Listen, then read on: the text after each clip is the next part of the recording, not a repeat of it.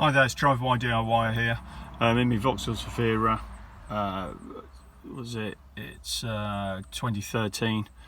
Had a few issues with it recently, and I thought I'd do a pedal test just to. I don't know if you've heard about the pedal test, but you can do these on Vauxhalls. Just to see what codes were on there. A lot of stuff's done through Opcom on Vauxhall, especially Zafiras. So if you haven't got Opcom, it's quite difficult to sort of access a lot of stuff. But you can do a pedal test, which I'll show you how to do quickly, and then we'll see what code we got. So what you do, you put your foot on brake and on the accelerator, both at the same time, and then you have to be very careful with this. Make sure it's in neutral as well, because if you go the whole way, then you'll end up jumping forward.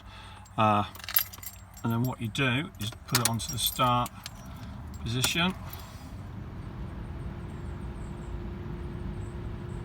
And then those, you can see that's the code that we've got.